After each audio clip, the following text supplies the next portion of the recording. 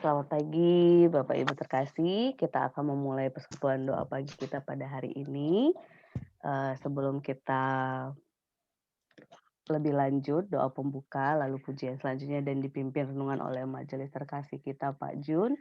Kita akan memujikan satu lagu, yaitu Mari Bersuka. Kita pujikan bersama-sama.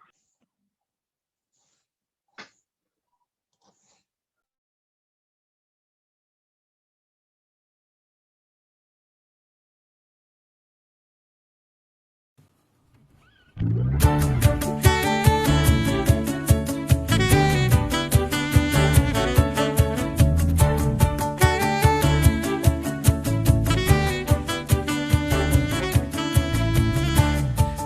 ini, hari yang telah dijadikan Tuhan, mari kita bersuka. Hari ini, hari yang telah dijadikan Tuhan, mari kita bersuka di dalam Tuhan, bersuka di dalam Tuhan, bersuka, bersuka dalam Tuhan, mari bersuka, bersuka citalah, bersuka, bersuka dalam Tuhan, sekarang bersuka, bersuka citalah.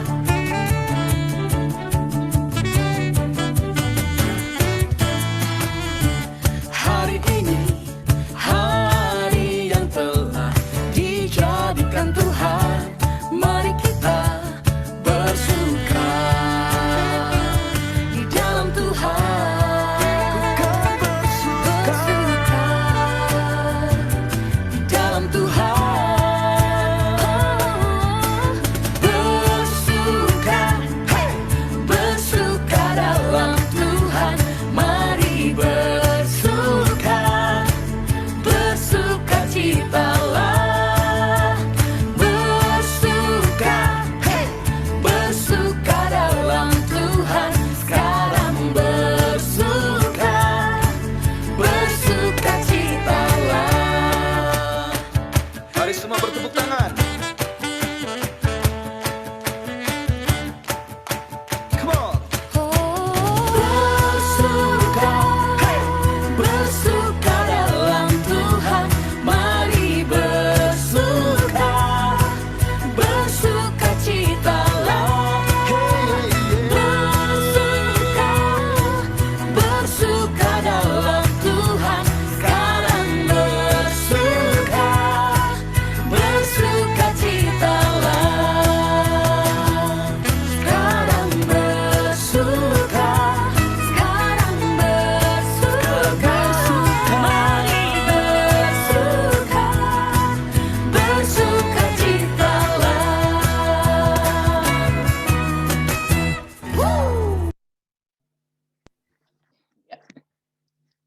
Mari Bapak Ibu, kita bersatu di dalam doa. Terima kasih Bapa dalam surga untuk penyertaan Tuhan sampai saat ini. Kami bersyukur untuk penyertaan Tuhan di sepanjang malam hari, di dalam kami beristirahat, dan Tuhan memberikan kesegaran yang baru di pagi hari ini. Ya Bapa, kami mau bersuka cita hanya di dalam Tuhan. Biarlah Tuhan, pagi ini kami mau melandasi sukacita kami dengan firman kebenaran Tuhan. Bapa, berkati Pak Jun yang akan membawakan renungan, biarlah apa yang telah dipersiapkan boleh kami terima, boleh kami hayati di sepanjang hari ini. Terima kasih Bapa, di dalam nama Tuhan Yesus kami berdoa dan bersyukur. Amin. Terima kasih Bu Sahni. Halo Bu Susi, pagi. Ya, Bapak Ibu terkasih, sebelum kita mendengarkan renungan firman Tuhan yang akan dibawakan majelis kita Pak Jun, kita akan memujikan lagu Siapa yang Berpegang.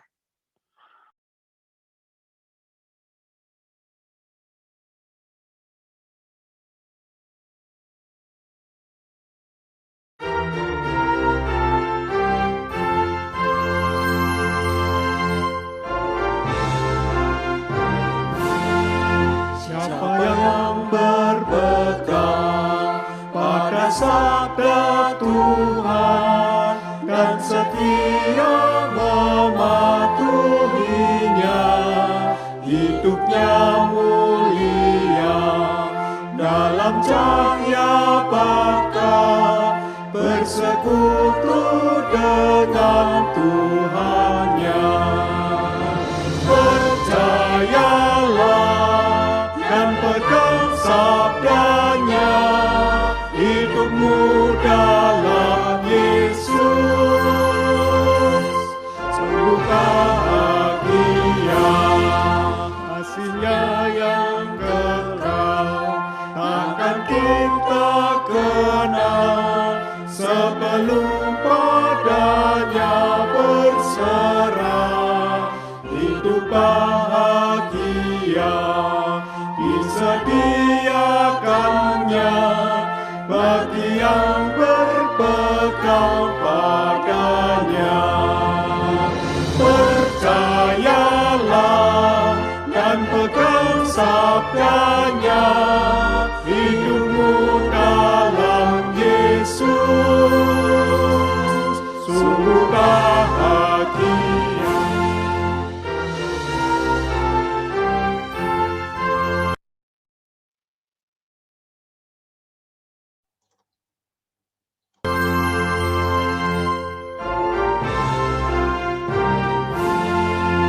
Oh, betapa senang hidup dalam terang beserta Tuhan di jalannya.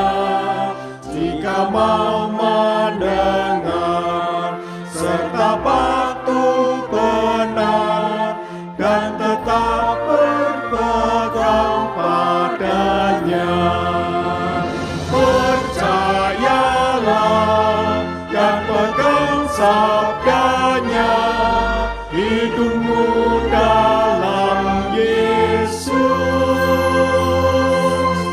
sungguh bahagia.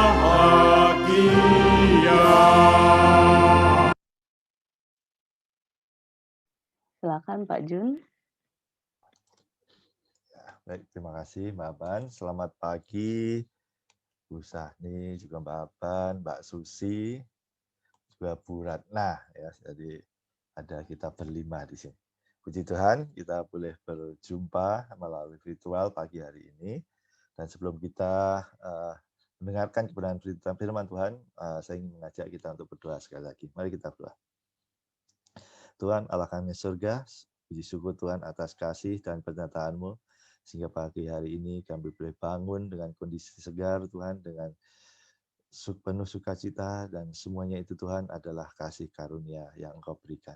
Terima kasih Tuhan untuk waktu pagi ini, kehidupan yang boleh kami jalani hari ini Tuhan. Ajar kami untuk boleh melihat waktu dengan sebaik-baiknya dan menggunakannya Tuhan hanya untuk kemuliaan nama-Mu. Berkati Tuhan apa yang telah dipersiapkan oleh hamba-Mu, sehingga apa yang disampaikan Tuhan itu semua seturut dengan kehendak-Mu. Terima kasih Tuhan, bimbinglah kami semua yang ada di sini, baik yang menyampaikan maupun yang mendengarkannya Tuhan, sehingga kebenaran firman Tuhan boleh menguatkan dan terus menumbuhkan kehidupan iman kami yang semakin sempurna di hadapan-Mu. Terima kasih ya Tuhan, kami juga berdoa buat saudara kami yang belum bergabung, dan Kau juga memberkati mereka untuk bisa bergabung bersama dengan kami. Terima kasih Yesus, kami serahkan seluruh doa ini dan juga perenungan pagi ini hanya di dalam tangan-Mu. Amin. Bapak Ibu yang ibu-ibu ya, bapak saya kira ada bapak ibu-ibu semua, teman mbak-mbak yang dikasih Tuhan, pada pagi hari ini kita akan belajar bersama-sama merenungkan mengenai anugerah Tuhan yang diberikan kepada kita, yaitu tentang waktu. Renungan pagi ini saya mengambil tema berlomba dengan waktu. Ya. Ibu-ibu yang dikasihi Tuhan, kita semua diberikan waktu, diberikan kesempatan untuk Tuhan hidup di dunia ini. Memang jumlah waktu yang dijalani setiap kita, setiap manusia bisa berbeda-beda, tergantung berapa usia yang kita diberikan kesempatan oleh Tuhan untuk hidup. Namun demikian, jumlah waktu dalam 1 hari, dalam 1 jam, dalam 1 tahun, untuk kita semua adalah sama. Saudaraku yang terkasih dan ibu-ibu semua, waktu adalah sesuatu yang sangat berharga. Namun, manusia sering menganggapnya tidak berharga. Sering menyepelekan, sering meremehkan waktu tersebut.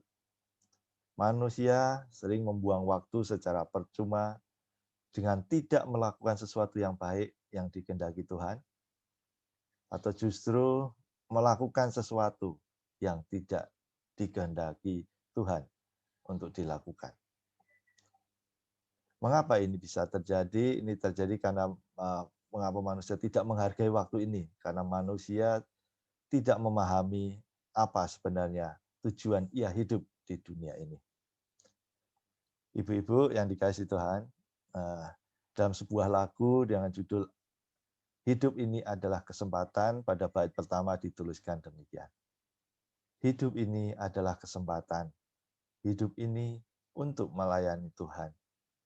Jangan sia-siakan waktu yang Tuhan beri. Hidup ini hanya sementara.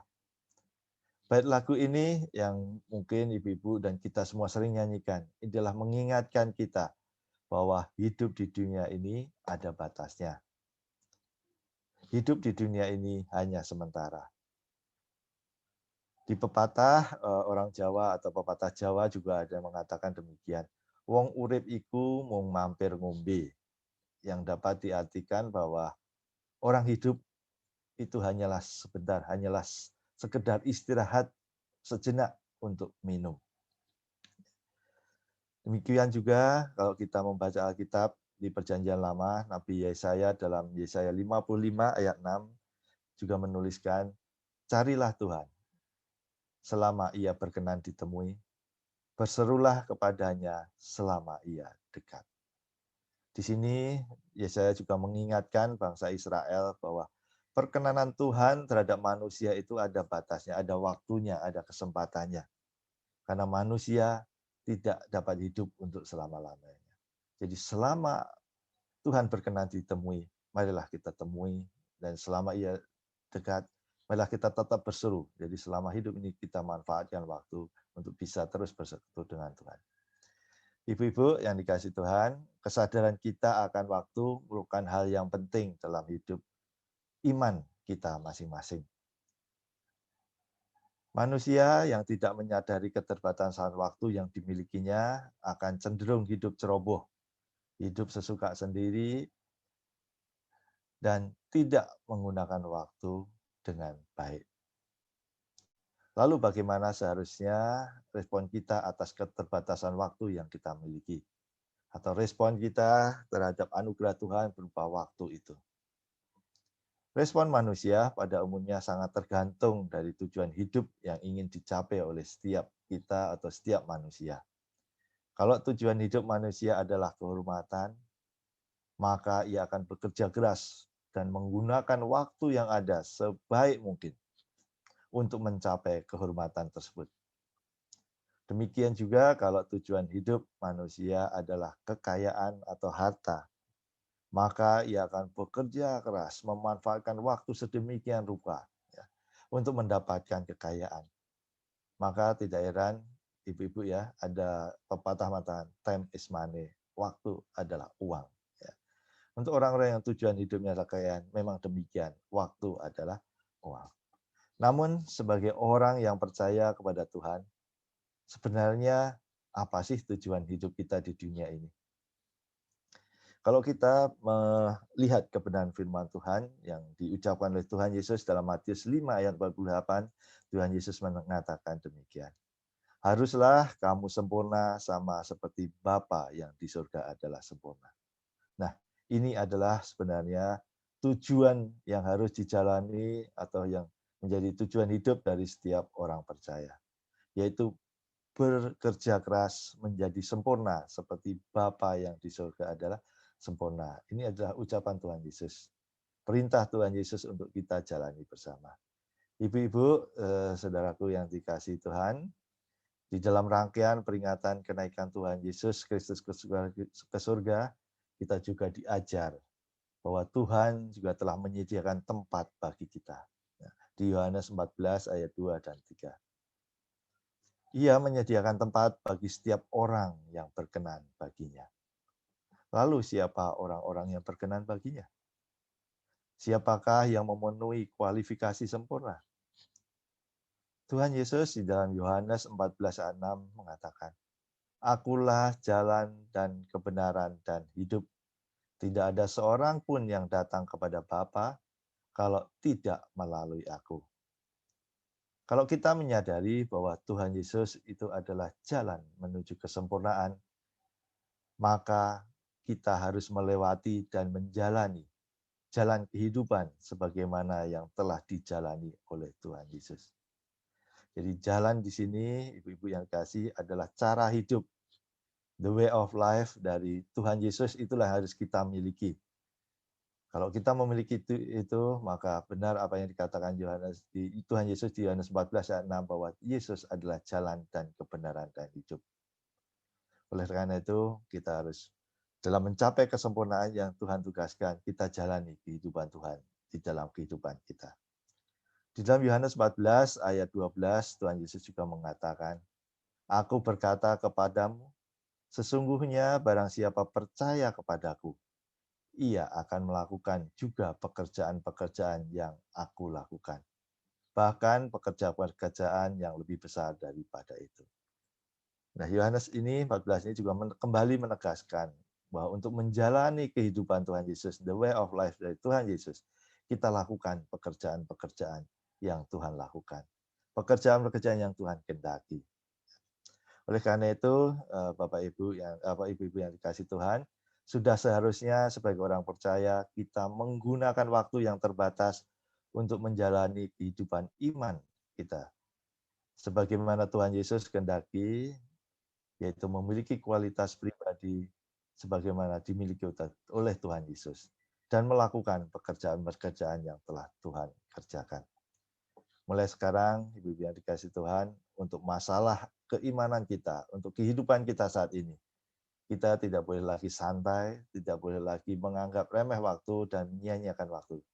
Tetapi harus bergegas dan kita berlomba dengan waktu.